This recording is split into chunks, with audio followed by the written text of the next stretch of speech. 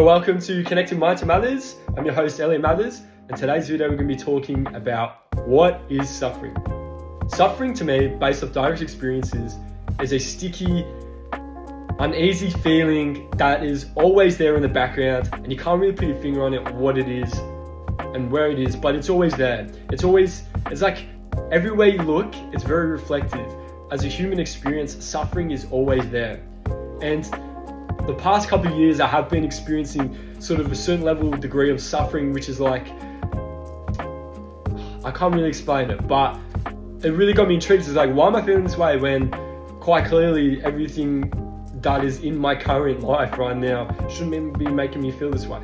So it got me really questioning myself and self-inquiring into what is actually suffering. And the best explanation that I can find and verified through direct experience is that it is the resistance to what is currently happening, which can come through the forms of anxiety, depression, and other mental health issues, which project yourself away from the present moment. Now, I'm not saying that depression or anxiety is not a real thing. It's a real phenomenon. Myself has experienced it, other people have experienced it, and you've got to be really careful with what you say about mental health because everyone is different. Everyone's got their own little sort of puzzle to work out, right? But suffering is a common denominator across all of humanity. And you see it everywhere in society and cultural and on the individual level. So if it's just the resistance to what is, then why do we suffer so much? That's another question for another day. But tips and tricks to suffering, number one is meditation. What meditation does, and there's different techniques and different types of meditation, but it allows you to calm the mind down by giving it some like food to chew on, which then results itself into calming and then sort of changing your entire experience. And you'll get really good at it. You get really good at it to the point where you won't have any thoughts, but you can still function.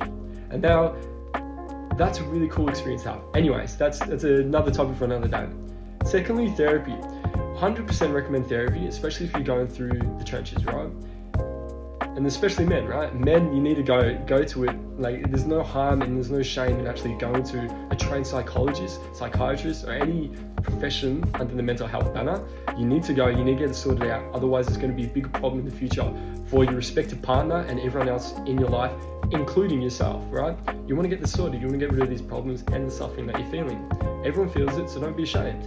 But it's easy said than done because that's a whole different video as well in itself, why men should be more sort of vulnerable within themselves. That's a different video. But exercise as well is another good one because then that sort of calms the mind down and it sort of activates, you get more preoccupied with the task at hand and makes you more present. And thirdly, or finally, there is one little technique that is very useful to use, and it is a tool, but you got to remind yourself that you can only do this when you have a really calm mind, and it's called self-inquiry. And I mentioned it before in this video, and self-inquiry is literally just inquiring into what you're feeling. Where does this feeling come from? It's pretty self-explanatory, but the reason why I say you have to do it on a calm mind is because your emotions and thoughts are one of the same, right? They're intertwined. And so if you're not calm, you won't be able to think clearly and see clearly to what is the suffering mechanism in your mind. Now, don't take any of this seriously. I'm not a trained mental health practitioner. I do not have a degree in psychology. And to be quite frank, I just enjoy this and I enjoy talking about it and discussing it. This is what has helped me. It won't help you because everyone's puzzle is different when it comes to their mental well-being.